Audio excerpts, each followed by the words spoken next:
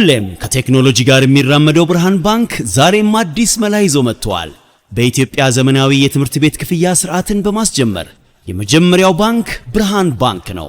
ከ1000 በላይ የኢትዮጵያን ትምህርት ቤቶችን የክፍያ ስርዓት ያቀለለውና ያዘመነው ብርሃን ስኩል ፔይ አሁን ደግሞ በአዲስ አማራጭ ከቴሌ ብር ጋር በመቀናጀት የብዙዎችን ህይወት እያቀለለ ይገኛል። መላውን ይቀላቀሉ። ለልጆ የትምህርት ቤት ክፍያ መክፈል ቢያስፈልጎ የኮሌጅና የዩኒቨርሲቲ ክፍያ ቢኖርቦ ክፍያውን ከብርሃን ስኩል ፔይ ዲጂታል የክፍያ አማራጮች በተጨማሪ በቴሌብር መተግበሪያ መክፈል ይችላሉ። ብርሃን ስኩል ፔይ ከቴሌብር ጋር ተቀናጅቷል።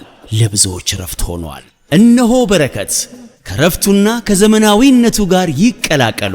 ብርሃን ባንክ እንደ ስማችን ብርሃን ነው ስራችን። ተመልሰናል። አድማጮቻችን አራዳ ኤፍኤም 95.1 ላይ ትገኛላችሁ። ፉትቦል ካፌ ነው ፕሮግራሙ። ሌላኛውን ጉዳይ እንመልከት። የአጥቂዎች ሚና ተለውጧል፣ ግን ስለ አጥቂዎች ያለ አስተሳሰብ አልተቀየረም። ለምን የሚለውን ጉዳይ እንመልከት። ልክ ነው። የአጥቂዎችን ጉዳይ በተመለከተ ሰዎች አሁንም ልክ ከ20 ዓመት በፊት እንደሚባለው ነው የሚሉት። የአጥቂ ስራ ጎል ማስቆጠር ነው በቃ እና እዛ ጋር ያቆማል ጀጅመንቱ። ሌሎች ቦታዎችን በተመለከተ የሌሎች ቦታዎች ላይ ያለ የተጫዋቾች የሚና እድገት ወይም ኤቮሉሽን እሱን ተከትሎ እኛም ስለ ተጫዋቾች ያለን አረዳድ ተቀይሯል። ለምሳሌ ግብ ጠባቂን በተመለከተ በፊት ግብ መጠበቅ ብቻ በቂ ነበር። ሙከራ ማዳን እና ሙከራ በማዳን መላቅ ብየነው እዛ ጋር ያቆማል። በቃ ቶፕ ክላስ ግብ ጠባቂ የሚባለው ያንን ያደረገ ነው።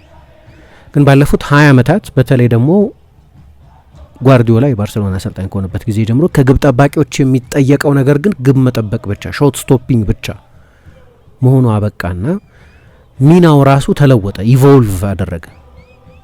እንዲያውም በጠቅላላው ስታስቡ ከሌሎች ዲፓርትመንቶች ኢቮልቭ ለማድረግ የሚያስቸግረው ፊክስድ ቦታ ስለሆነ የግብ ጠባቂ ቦታ ውስን ክልል ውስጥ ስለሆነ የሚጫወተው ብዙ ኢቮልቭ ለማድረግ የሚያስቸግር ይመስላል። ግን ለምሳሌ በሃይላይን መጫወት ፋሽነብል ሆነ፣ የተለመደ ሆነ ለትልልቆቹ ብሮች። ስለዚህ ግብ ጠባቂው የጎል ላይን ግብ ጠባቂ ሊሆን አይችልም። ይወጣ መጫወት አለበት። ተጨማሪ ተጫዋች መሆን አለበት። 11ኛ ተጫዋች መሆን አለበት። እንደ ሌሎቹ ተጫዋቾች ሁሉ በጨዋታ ውስጥ መሳተፍ አለበት። ይሄ ቡድኑ ከፍ ብሎ በሚከላከልበት ጊዜ ያለ ነው። ግን ደግሞ ባለፉት 20 ዓመታት ምንም እንኳን ባለፉት 1-2 ዓመታት የበለጠ ቀጥተኛ እየሆነ የመጣ ቢሆንም እና እንደ ጓርዲዮላ አይነት በዚህ ጉዳይ ላይ በጣም መሪ የነበረ አሰልጣኝ እንደ ዶናሩማ አይነት ግብ ጠባቂ ሲጠቀም ያየን ቢሆንም ግን አሁንም ብዙ ትልልቅ ክለቦች ቡድኑ ከኋላ ኳሶች እያደራጀ በሚወጣበት ጊዜ ከግብ ጠባቂው ነው የሚጀምረው። አንደኛ ኒሜሪካል ቁጥር ይሰጣቸዋል ቢልድ በሚደረግበት ጊዜ። ስለዚህ በሁለት አጥቂዎች እንኳን በበቂ ቁጥር ፕሬስ ማድረግ አትችልም፣ ምክንያቱም በረኛውም ተጫዋች ነው፣ ግብ ጠባቂውም ተጫዋች ነው። ስለዚህ ያለ ኳስም ከኳስም ጋር የግብ ጠባቂዎች ሚና ብቻውን ብዙ ለውጦች አሉት ባለፉት 20 ዓመታት።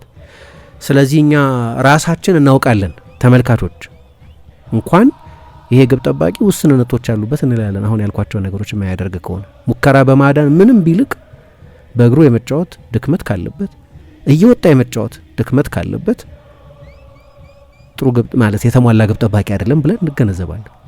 ከሚናው መለወጥ ጋር የተመልካች አስተሳሰብም ተቀይሯል ማለት ነው። አጥቂዎችን በተመለከተ ግን እንደዛ የምንረዳ አይመስለኝም። ምክንያቱም በግልጽ የአጥቂዎች ሚና ተቀይሯል። የዛሬ 20-25 ዓመት እንደነበረው አይደለም። ግን አሁንም አጥቂዎችን በተመለከተ ጎል አስቆጣሪ አጥቂ የለውም ይሄ ቡድን የሚል ብያኔ ላይ እንደርሳለን። የ20 ጎል አጥቂ የለውም፣ የ30 ጎል አጥቂ የለውም ይሄ ቡድን እንላለን። የአጥቂዎች ስራ አይደለም አሁን ጎል ማስቆጠር። በእግር ኳስ ኤቮሉሽን ውስጥ ተቃራኒ ይመስላል እንደዛ የአጥቂዎች ስራ አለመምሰሉ ግን ነው። እግር ኳስ እንደዚህ አይነት ኤቮሉሽን ውስጥ ግን እያለፈ ነው። ለምሳሌ ተከላካዮችን የዛሬ 10 ዓመት ፔፕ ጓርዲዮላ ማንቸስተር ሲቲ አሰልጣኝ ሆኖ በተቀጠረበት ጊዜ አንድ ተጫዋች አስፈርመው ነበር፣ ጆን ስቶንስን። ነሐሴ 2016 ኤግዛክትሊ ከ10 ዓመት በፊት እና በዓለም ላይ በታሪክ ሁለተኛው ውድ ተከላካይ ሆኖ ነው የተዘዋወረው። ከሱ የበለጠ ገንዘብ የወጣበት ተከላካይ አንድ ብቻ ነው የነበረው። 47.5 ሚሊዮን ፓውንድ ከፍሎ ይህንን ተጫዋች እድሜው 22 ዓመት ብቻ ነበር ያን ጊዜ። በ32 ዓመቱ ነው አሁን የለቀቀ ወደ ኢንተር ሲሄድ። ሲፈርም ከኤቨርተን ሁለት አይነት አስተያየት ነበር ይህን ተጫዋች በተመለከተ። አዘ ፉትቦለር እንደ ኳስ ተጫዋች ከኳስ ጋር ጥሩ መጣጣም እንዳለው ተጫዋች በጣም ጥሩ ተጫዋች ነው። እንዲያውም ኤቨርተን ከባርንስሌይ ነበር ያስፈረመው። ነው ባርንስሌው ቤከንባወር ይሉት ነበር። ቤከንባወር ደግሞ በቃ ደንበኛ ኳስ ተጫዋች ተጫዋች ነው የነበረው፣ የበለጠ የተሟላ ተጫዋች ነው የነበረው እና በጣም ጥሩ ተጫዋች ነበር። ግን ጆን ስቶንስን በተመለከተ ሲቲ ሲያስፈርመው ይሄን ያህል ገንዘብ እንዴት ከፈሉበት የሚል መጠያየቅ ላይ የተደረሰው ተከላካይ ሆኖ የመከላከል ችግር ነበረበት። የመከላከል ችግር ነበረበት። ዲፌንሲቭ የሚባለው ታክል መውረድ፣ የአየር ላይ ኳሶች ማሸነፍ፣ ሸርተቴ መውረድ፣ የመጨረሻ የመከላከል ኢንተርቬንሽን መፈጸም የተለመደ ተከላካዮች የሚበየኑባቸው የመከላከል አይነቶች አሉ አይደል? በነዛ በጣም ጥሩ አልነበረም። እነሱ እንግሊዞቹ the one who got stuck in የሚሉት ነገር አለ። በቃ ሸርተቴ ተፋላሚ ይሆናል አይደል? ጭንቅላቱ ላይ ባንዴ ይጸቅልሎ የሚጫወት ተፈናካች ምናምን ተጫዋች ተከላካይ የሚሉት እንደዚህ አይነቱን ተጫዋች ነው። ብዙ ታክል የሚወርደውን የአየር ላይ ኳሶች ላይ የበለጠ አሸናፊ የሆነውን ግዙፍ የሆነውን ተከላካይ እና ጆን ስቶንስ ያ ተጫዋች አልነበረም ሲመጣ። ግን ጓርዲዮላም ያንን አልነበረም የፈለገው። ወደ እንደዚህ አይነት የመከላከል ቀጠና መግባት አልፈልግም፣ ሳጥን የሚከላከል ተጫዋችም አይደለም የፈለገው።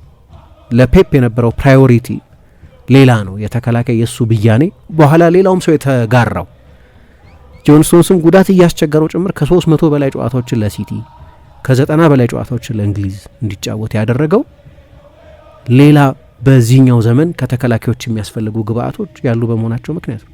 በሃይላይን መጫወት የሚችል ማለት የድሮዎቹ ነገሮች መከላከል አያስፈልግም፣ የአየር ላይ ኳስ ማሸነፍ አያስፈልግም፣ ብሎክ ማድረግ አያስፈልግም ማለት አይደለም። እነዛ ነገሮች ላይ ተሻሽሉ፣ ታክል መውረድ አያስፈልግም ማለት አይደለም። ግን ለፔፕ ፕራዮሪቲ የነበረው ሌላ ነው።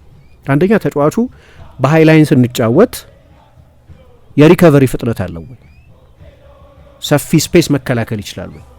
ሲቲ 50 ሜትር ወደፊት ተጠግቶ ከሆነ የሚከላከለው 50 ሜትር ስፔስ መከላከል የሚችል ተጫዋች መሆን አለበት ማለት ነው። ያ አካላዊ ቀልጥፍና አለው ወይ? ፉልባኮቹ ወደፊት የሚሄዱ ፉልባኮች ስለሆኑ በየጨዋታዎች መሀል የመስመር ቦታዎችን መከላከል መቻል አለበት ያ ተጫዋች። ያንን ማድረግ ይችላል ወይ? ደግሞ ፔፕ ኃይለኛ የፖሴሽን አሰልጣኝ ስለሆነ በኳስ ቁጥጥር ጊዜ ለዛ የሚሆን ቴክኒካዊ መሟላት አለው ወይ? ጥራት አለው ወይ? የመከላከል ብቻ ታክል መውረድ ብቻ የአየር ላይ ኳስ ማሸነፍ ብቻ የላስት ዲች ታክል ብቻ ምናምን በቂ አይደለም። ከዛ እግር ኳስም ተከተለ። ተከላካዮችን በተመለከተ አሁን እኛ ራሱ እንላለን፣ ተመልካቾች ራሱ እንላለን፣ በእግሩ በምቾት እየተጫወተ መውጣት የማይችልን ተከላካይ ለትልቅ ቡድን እንደማይሆን አድርገን የምንቆጥረው። ይሄማ ለዚህኛው ዘመን እግር ኳስ አይሆንም እንላለን። ምን አረግን ማለት ነው? የሚናውን ዝግመተ ለውጥ ተከተልን ማለት ነው፣ ተረዳን ማለት ነው። ስለዚህ ኤክስፐርቶች አይደሉም ተመልካቾች ሳይቀር የዛን ሚና ኤቮሉሽን ተከትለው የሚና ብያኔ ላይ ደረሱ። በዚህ ዘመን ለትልቅ ክለብ የሚጫወት ተከላካይ የተዋጣለት ተከላካይ መሆን ብቻ አይበቃው፣ የአማካይነት የቴክኒክ ችሎታ ያስፈልገዋል የሚል ሌሎችም ቦታዎች እንደዚህ ለውጥ አላቸው። የመሀል ተከላካይ ቦታ የግብ ጠባቂ ብቻ አይደለም። ለምሳሌ የክንፍ ተጫዋቾች በፊት እኔ እንኳን ኳስ ማየት ሲጀምር የእንግሊዝ እግር ኳስ የ4-4-2 ዘመን የነበረ ሁሉም ቡድን ከሞላ ጎደል 95-96% የሚሆኑት ቡድኖች 4-4-2 ነበር የሚጫወቱት እና በክንፍ በኩል ያሉት ተጫዋቾች በዶሚናንት እግራቸው ነው የሚጫወቱት። በክንፍ በኩል 4-4-2 ነው። ስለዚህ ሁለት አማካዮች፣ ሁለት የክንፍ ተጫዋቾች፣ ሁለት አጥቂዎች አሉ ማለት ነው እና በግራ በኩል ራያን ጊግስ ቢሆን የግራ እግር ተጫዋች ሆኖ እዛ ቦታ ላይ የሚጫወተው፣ በቀኝ በኩል ዴቪድ ቤካም ቢሆን የቀኝ እግር ተጫዋች ሆኖ እዛ ቦታ ላይ የሚጫወተው እና የግራ ክንፍ ወይም የቀኝ ክንፍ ያኔ የነበሩት የክንፍ ተጫዋቾች ስራ ለሁለቱ አጥቂዎቻቸው ኳስ ክሮስ ማድረግ ነው በዋነኝነት። ምክንያቱም በጠንካራ እግራቸው በተፈጥሯዊ ቦታቸው ወይም የግራ እግር ተጫዋች በግራ በኩል ነው የሚጫወተው እና የቤካም ስራ ለሁለቱ የሳጥን አጥቂዎች ኳስ መቀለብ ነው፣ ክሮስ ማድረግ ነው። ራያን ጊግስ ይለያል ከቤካም፣ ግን የበለጠ ድሪብለር ነው። መጨረሻ ላይ ክሮስ የማድረግ ስራ ነው የነበረው። የፎርፎርቱ ዘመን ነው የነበረው። አሁን በተቃራኒው ነው የሚጫወቱት። ምክንያቱም የቀኝ እግር ተጫዋች ግራ ላይ ነው የሚጫወተው፣ የግራ እግር ተጫዋች ቀኝ ላይ ነው የሚጫወተው። ያ ብቻውን የሚና ኤቮሉሽን ነበሩ ያን ጊዜ። ለምሳሌ ዳቪድ ጂኞላ በኒውካስል፣ ሮቤር ፒሬስ እና ማርኮ ቨርመርስ በአርሰናል ኢንቨርት የሚያደርጉ የክንፍ ተጫዋቾች በተቃራኒ እግራቸው የሜዳ ስፍራ የሚጫወቱ በዶሚናንት ሳይዳቸው ሳይሆን የቀኝ እግር ተጫዋች ሆኖ በግራ በኩል የግራ እግር ተጫዋች ሆኖ በቀኝ በኩል መጫወት በመጠኑ ነበር ያን ጊዜ፣ ግን እንዳሁኑ አልነበረም።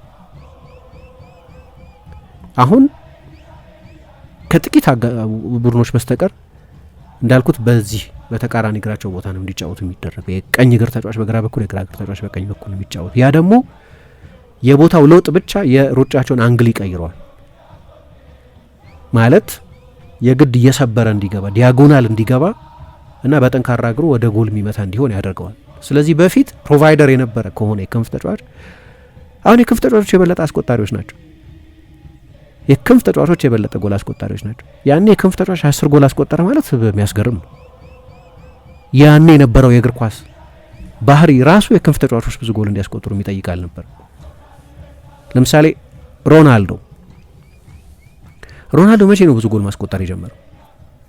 2006 ከ10 ዓመት በፊት ከ2006 የዓለም ዋንጫ በኋላ አንድ መጠነኛ ለውጥ አድርጓል። ያን ጊዜ ማንቸስተር ዩናይትድ በግራ በኩል ይጫወት ነበር፣ ግን ሲመጣ በአብዛኛው የቀኝ ክንፍ ተጫዋች ነው ነበር።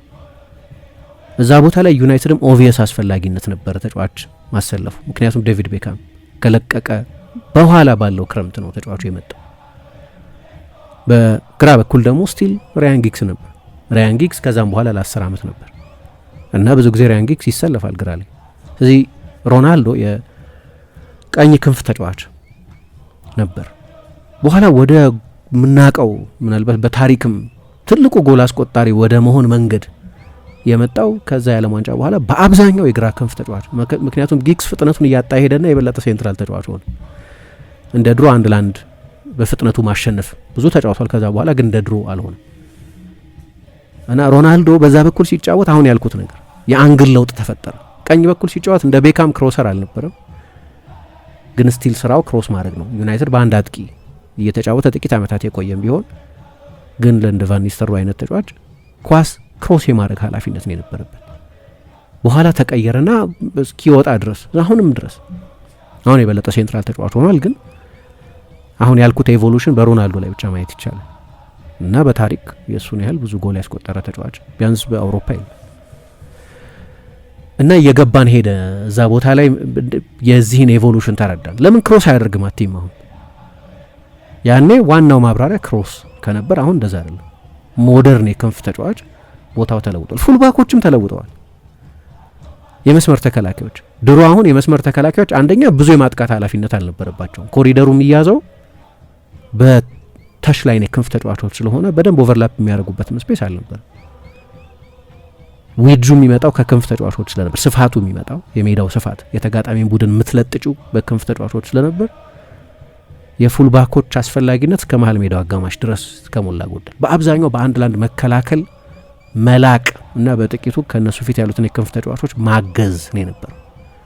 አሁን ኦቨርላፕ ማድረግ አለባቸው። ምክንያቱም ሁሉም ከሞላ ጎደል ትልልቅ ቡድኖች ባየርን ኦሊሴንና ዲያዝ እንደሚጠቀሙ ማለት አይደል። ስለዚህ ሁለቱ ወደ ዲያጎናል የሚሮጡት ማለት በሁለቱ ክንፎች በኩል ያለው ኮሪደር ይከፈታል ማለት ነው፣ ወይም ፉልባክ የሚያጠቃው ክፍት ቦታ ይፈጠራል ማለት ነው። ሁሉም ትልልቅ ቡድኖች ላይ ታያለሽ፣ ሁሉም ኦልሞስት። ስለዚህ ፉልባኮች አሁን they have to bomb up and down ላይ ታች እያሉ መሮጥ የሚችሉ ያንን ኮሪደር መቆጣጠር ያለባቸው ተጫዋቾች ይሆናሉ። ግን እሱ ብቻ አይደለም የተለወጠው፣ በቢልድ አፕ ላይ ብዙ መሳተፍ አለባቸው። ኢንቨርት ያደርጋሉ፣ ሁለተኛ 6 ይሆናሉ። አንዳንዶቹ ለምሳሌ ፖስቴኮግሉ በቶተንሃም በፔድሮ ፖሮ እና በዴስቲኒ ኡዶጊ ላይ እንዳደረጉት 2-8 ቁጥሮች የሚመስሉበት ጊዜ ሁሉ አለ። ስለዚህ ይሄኛው ሚና እንደው ባለፉት 20 ዓመታት ኃይለኛ ኤቮሉሽን አለ። መፍጠር አለባቸው፣ ፈጣሪ መሆን አለባቸው እና እንገነዘባለን። እኛም ከፉልባኮች የሚጠበቀው ሚና ተለውጧል፣ ተመልካቹም ይገነዘበዋል። አሁን ስላልኩት እያንዳንዱ ቦታ እንግዲህ አማካዮችም እያልኩኝ ስለ ሌሎች ቦታዎችም ማንሳት ይችላሉ፣ ግን ብዙዎቹን ዲፓርትመንቶች አንስተናል። ኢንትረስት የሚያደርገኝ ነገር ማንኛውም በጥቂቱ ኢንትረስት ያለው ተመልካች ተቀብሎታል። አሁን ያንን በተመለከተ ከአንድ ዲፓርትመንት በስተቀር ኤክሰፕሽኑ አጥቂ ነው። አጥቂዎችን በተመለከተ ያለ ብያኔ ግን አሁንም ድረስ አጥቂ ጎል ካላስቆጠረ የሚል ነው። ይሄ የዛሬ 20-25 ዓመት ይባል የነበረ አይነት አስተያየት ነው። አልተቀየረም። ምንም ያህል ቢልዳፕ ላይ ቢሳተፍ ተጫዋቹ፣ ምንም ያህል ጊዜ ኳስ ቢነካ፣ ምንም ያህል ለሌሎቹ ተጫዋቾች ፋሲሊቴተር ቢሆን ያ ተጫዋች 20 ጎል ካላስቆጠረ ቡድኑ ሌላ ተጫዋች ያስፈልገዋል። ምንም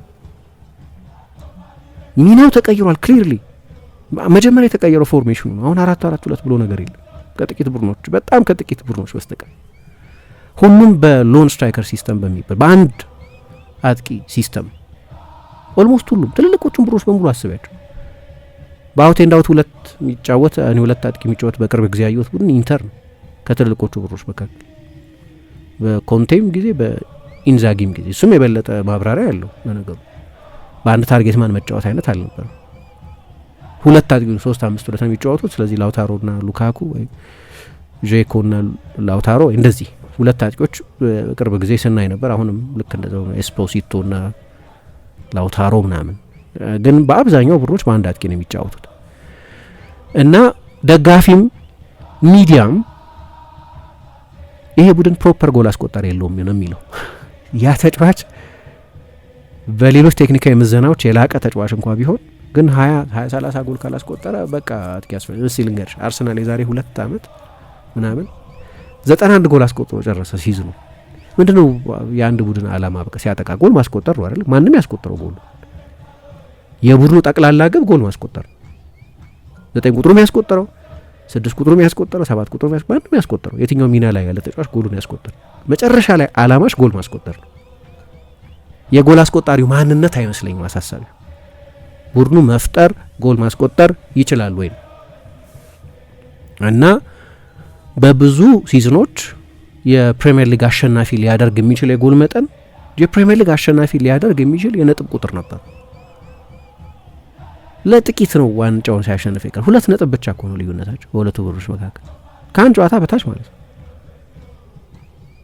አሁን በዚህ ሲዝን ከሰበሰበው ነጥብ በላይ ማለት ነው።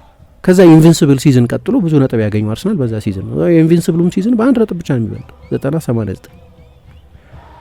ከዛ ሲዝን በኋላ የነበረው ድምዳሜ ግን በሚዲያውም በኩል የቀድሞ ተጫዋቾችን ጨምሮ ማለት ነው የበለጠ ኤክስፐርቲዝ የምትጠብቂባቸው የበለጠ የባለሙያ አስተያየት የምትጠብቂባቸውም ሰዎች ይሁን ሚዲያው 2 ዋና ዋና ምክንያቶች የልምድ በተለይ ደግሞ ቡድኑን ወደ ቀጣዩ ደረጃ የሚያሸጋግር 9 ቁጥር ያስፈልገዋል። ይሄ ቡድን 91 ጎል አስቆጥሯል እና 91 ጎል በ30 ምናምን ዓመት ውስጥ አርሰናል አላስቆጠረም በፕሪሚየር ሊግ ታሪክ። እንደ ቲየሪ ኦንሪ አይነት ተጫዋች የነበረው ቡድን እንኳን 30 የሊግ ጎል ነው ያስቆጠረው ዋንጫ በወሰዱበት ሲዝን። ግን ሬጉላር የ40 ጎል ተጫዋች ነው። በሱ ጊዜ እንኳን 91 ጎል አላስቆጠረም። ከዛ በኋላ ያለው አስተያየት ግን አርሰናል እኮ አጥቂ የለውም የሚል አስተያየት ነው የነበረው። እዛ ቡድን ውስጥ ያለው አጥቂ 91 ጎል ለማስቆጠራቸው ራሱ ያስቆጥር ራሱ የተወሰኑ ጎሎች አስቆጥሮ ሊሆን ይችላል። ግን ፋሲሊቴተር መሆኑ ከግምት አይገባም። የሱ ሙቭመንት እንደሆነ እንደዛ አይነት ጎል ቡድኑ እንዲያስቆጥር ያደረገው ማንም ሰው አስተያየት አይሰጥም ወይ ብዙ ሰው አስተያየት አይሰጥም። ምናልባት አሰልጣኙ ቡድኑ ውስጥ ያሉ ተጫዋቾች ምናምን። ከዛ በእርግጥ አርሰናል ዋንጫ ሲወስድ 60 ሚሊዮን ፓውንድ አጥቂ አስፈርመው ነው ዮኬሬስን አስፈርመው ነው። ግን አርሰናል ከዛ ሲዝን በ20 ያነሰ ጎል አስቆጥሮ ነው የፕሪሚየር ሊግ ሻምፒዮን የሆነው። በዮኬሬስ ምክንያት አይደለም ሻምፒዮን የሆነው አርሰናል በጠንካራ የተከላካይ መስመሩ ምክንያት ነው። ጠቃሚ ጎሎች እንዳስቆጠረ አውቃለሁ። ግን በዮኬሬስ ነው አርሰናል ሻምፒዮን ያደረገው። ትራንስፎርማቲቭ ዝውውር ነው ልንል አንችልም። ጠቃሚ የቡድኑ አባል ነው። አዎ ግን ስቲል ያኔ ሀቨርትዝ ነበር የዛ ቡድን ተጫዋች ነበር። 91 ጎል ባስቆጠሩበት ጊዜ ሀቨርትዝ ነው እዛ ቦታ ላይ ጫወት ነበር። አንድ አይነት ተጫዋቾች አይደሉም። ተመሳሳይ ዳይናሚክስ ሊቨርፑል ቤት አየን። ሊቨርፑል ለአመታት ጎል አስቆጣሪ 9 አልነበረውም። ሳላ ነው ዋናው ሰው እና ለእኔ ዋናውም ነገር ቡድኑ ጎል ማስቆጠሩ ነው። ማን አስቆጠረ የሚለው አይደለም። ጎል ለማስቆጠር የምትችይበትን ሙቭመንት ዳይናሚክስ ምናምን ትፈጥር ያለሽ ወይ ቦቢ ፈርሚኖ ነው የዛ ቡድን ፋሲሊቴተር ነው። የ20 ጎል ተጫዋች አይደለም ቦቢ ፈርሚኖ። ከዛ በዛ ፖፑላር ዲማንድ ምክንያት ይሁን አሰልጣኙ የአይነት ኤቮሉሽን ያስፈልገናል ብለው ስላሰቡ ይሁን ዳርዊን ኑኔዝን አመጡት ከቤንፊካ።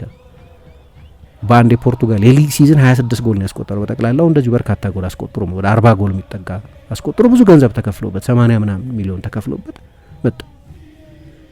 ሊቨርፑል በመጨረሻ እንደገና ሻምፒዮን ሲሆን እሱን ቤንች ሲያደርግ ነው ሻምፒዮን የሆነው።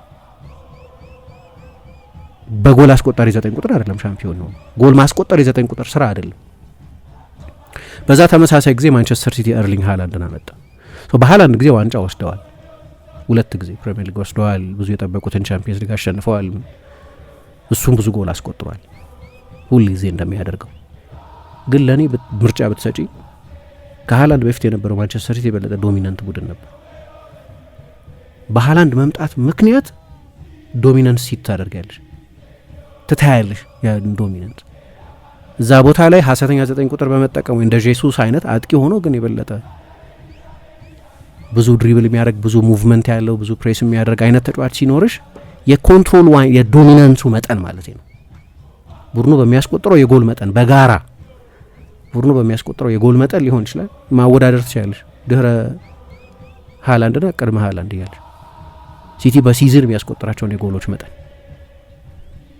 ዋንጫዎች ወስደዋል። ስቲል ግን የበላይነቱ አይነት ግን ሌላ አይነት መልክ የያዘው ከሃላንድ መምጣት በኋላ ነው።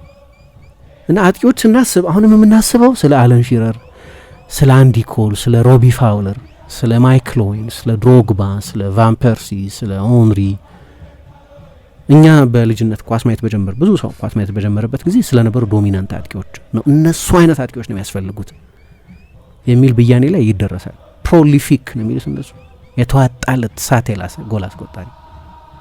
አንዳንዱ ትክክል አይደለም ለነገሩ። ለምሳሌ የማንቸስተር ዩናይትድ ደጋፊዎች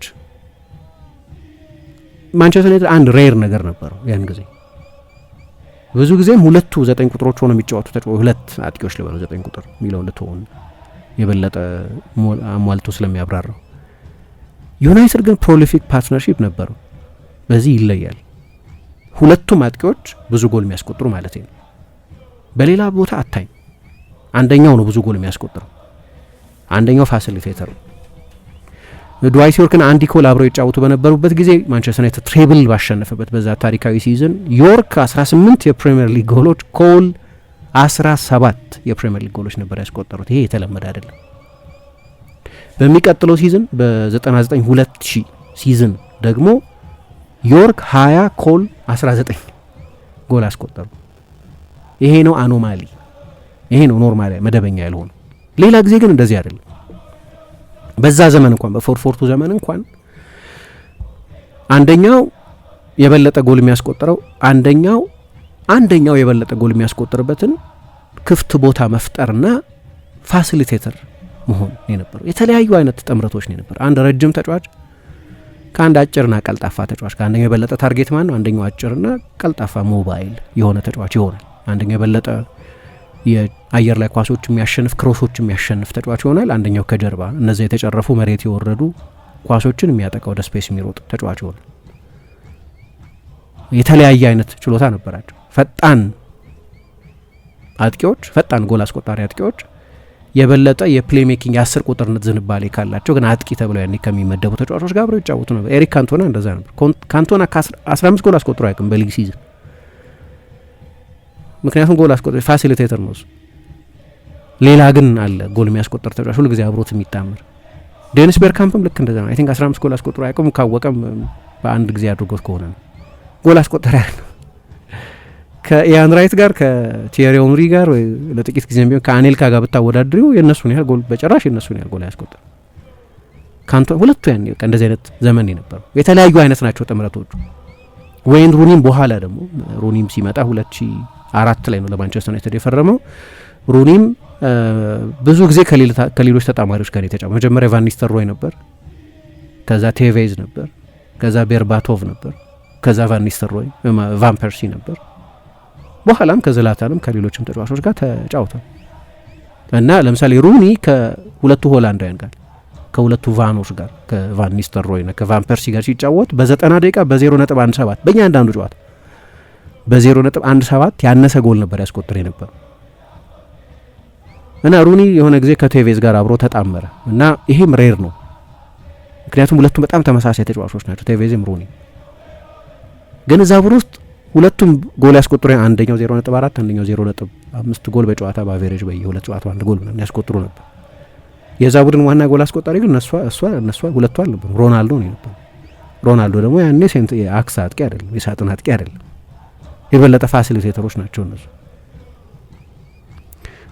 ግን ብዙ ጊዜ አንድ አይነት አጥቂዎች ብዙ ጊዜ አይሰለፉም። ለዛ ነው የእነሱን የሩኒና የቴቬዝን ያልተለመደ ነበር ምለው። ምክንያቱም ብዙ ጊዜ ሊትልማን ቢግማን ኮምቢኔሽን የሚባል አንድ ግዙፍ ጀርባው ለጎል ሰጥቶ መጫወት የሚችል ረጅም ክሮሶች የሚያሸንፍ ከአንድ አጭር ሄስኪ ከኦዌን ጋር እንደማለት። ልክ እንደ ቴቬዝና እንደ ሩኒ ካመሳሰልኳቸው አንድ አይነት ባይሆኑም ሁለቱም የሳጥን ፖቸሮች በመሆናቸው ምክንያት ሮቢ ፋውለርና ማይክል ኦዌን አንድ ላይ የተጫወቱ ጊዜ ተመሳሳይ ባህሪ 0.5 እና 0.53 ጎል ያስቆጥሩ የነበሩ ሁለት ኃይለኛ የጎል ፕሮዳክሽን ያላቸው ተጫውተዋል። ግን ሁሌ ይለያያሉ እና ደፎና ሮቢ ኪን የሆነ ጊዜ ቶተናም ውስጥ ሁለቱም አጫጭር፣ ሁለቱም ተመሳሳይ፣ ሁለቱም የስፔስ የፔስ ተጫዋቾች ናቸው። ብዙም አታይም ግን እንደ አይነት አልፎ አልፎ ነው የምታየው።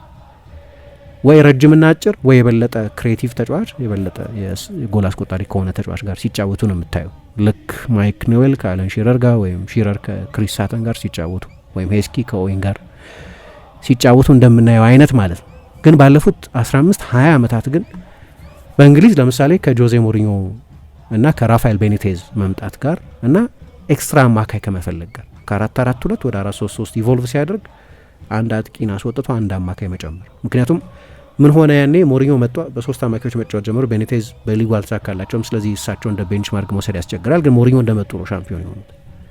ፈርጉሰን ጀምረውታል። 4-5-1 መጫወት ጀምረው ነበር። ቬሮንን ያመጡ ጊዜ ሁለት አጥቂን ተዉ። ዮርክና ኮል ወጡ። ቬሮን መጣ እና ቫን ኒስተልሮይ ብቸኛ አጥቂ ሆነ። ስለዚህ ፈርጉሰን ቀድሞ ጀምረውታል። ግን ሞሪኞ በቃ ፈርጉሰን ለአውሮፓ ውድድር ብለው ነው ያንን ያደረጉት። ምክንያቱም አውሮፓ ላይ ዶሚኔት ይደረጉ ስለነበር መሀል ላይ ምክንያቱም ሁሉም የአውሮፓ ቡድኖች በ4-3-3 በሶስት አማካዮች ወይ 4-4-2 በአራት አማካዮች ይጫወቱ ስለነበር 4-4-2ም ቢሆን አንደኛው ታኪን የሚያደርግ የበለጠ የክንፍ ተጫዋች ሆኖ ግን ወደ መሀል የሚገባ ነው። በአንድ አጥቂ መጫወት ጀመሩ። ለአውሮፓ ብለው ያደረጉት ሽግሽግ ነው። ትልቁ ለውጥ የ4-3-3 መምጣት ነበር በፕሪሚየር ሊግ። ተመልሰናል። አድማጮቻችን አራዳ ኤፍኤም ላይ ትገኛላችሁ። የአጥቂዎችን ጉዳይ እያነሳን ነው የምንገኘው። እንቀጥል። አዎ ልክ ነው።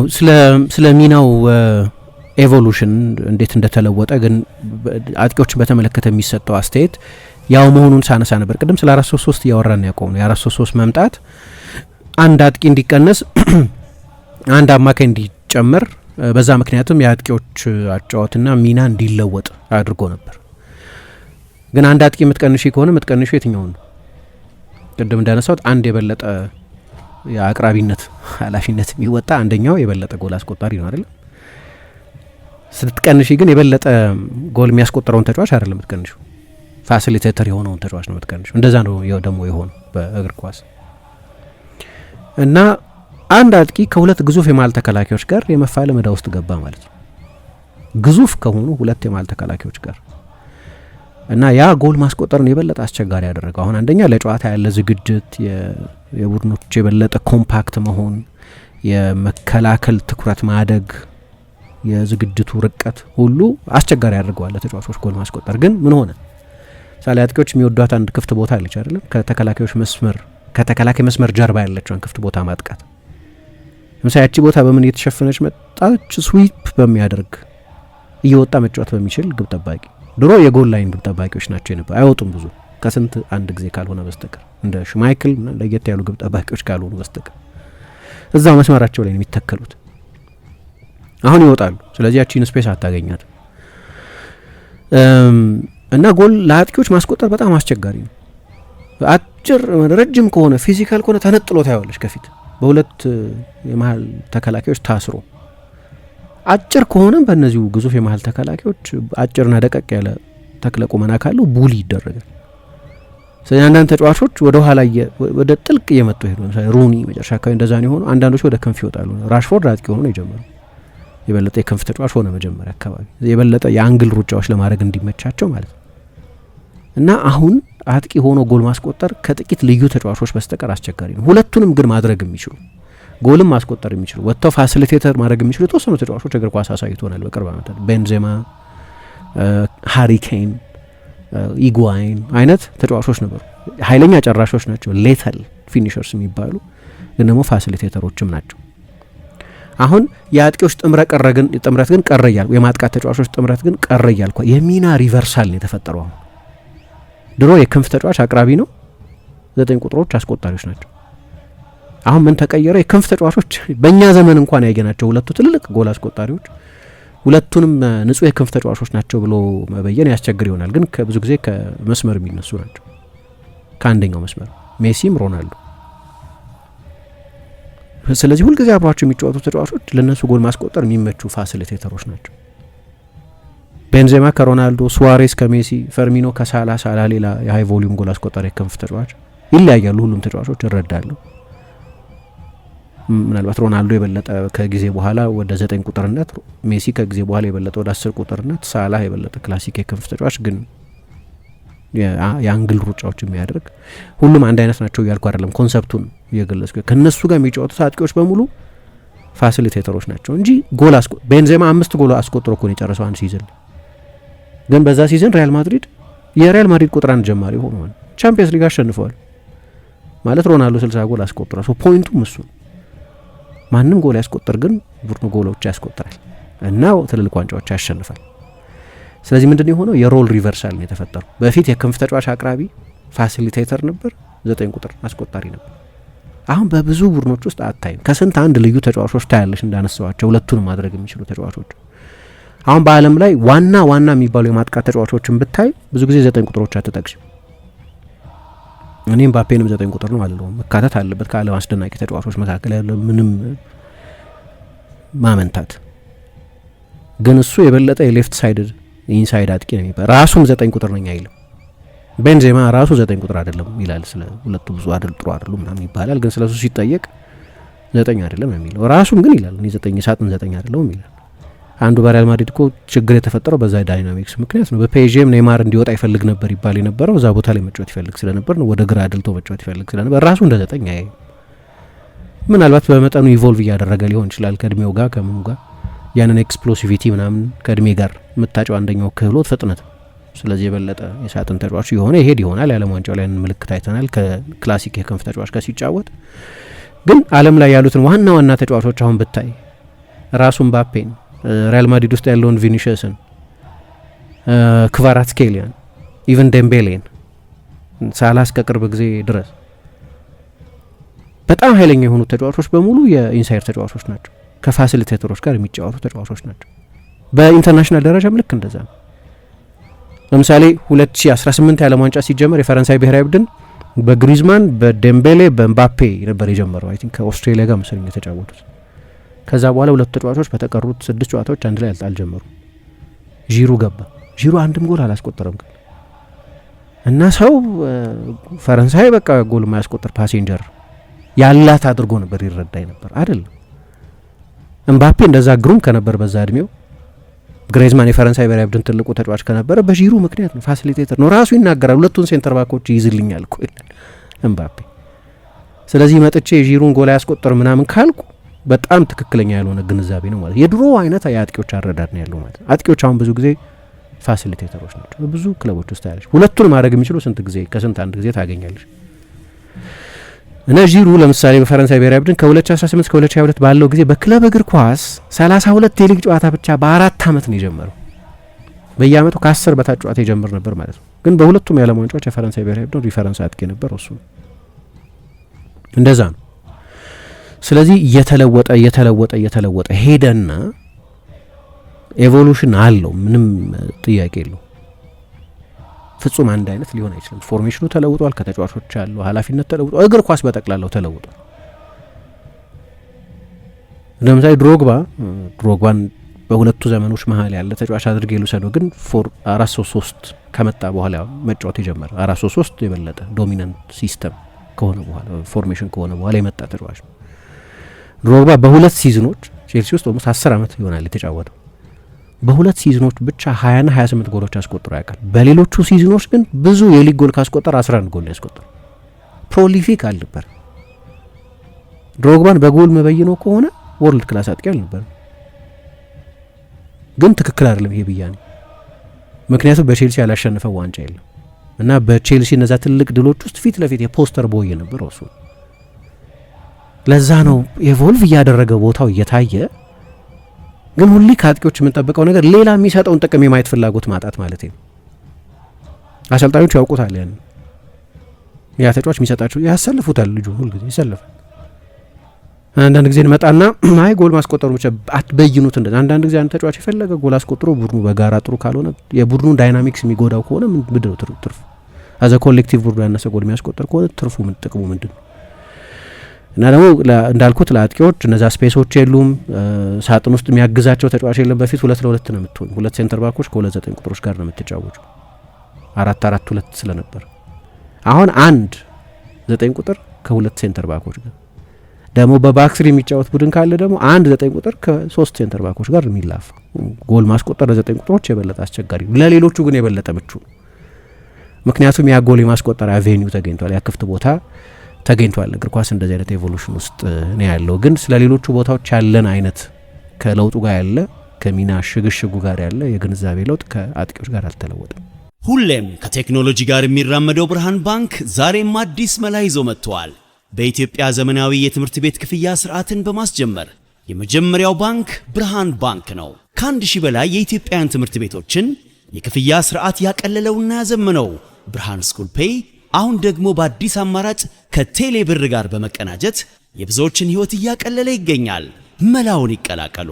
ለልጆ የትምህርት ቤት ክፍያ መክፈል ቢያስፈልጎ የኮሌጅና የዩኒቨርሲቲ ክፍያ ቢኖርቦ ክፍያውን ከብርሃን ስኩል ፔይ ዲጂታል የክፍያ አማራጮች በተጨማሪ በቴሌብር መተግበሪያ መክፈል ይችላሉ። ብርሃን ስኩል ፔይ ከቴሌብር ጋር ተቀናጅቷል። ለብዙዎች ረፍት ሆኗል። እነሆ በረከት ከረፍቱና ከዘመናዊነቱ ጋር ይቀላቀሉ። ብርሃን ባንክ እንደ ስማችን ብርሃን ነው ስራችን።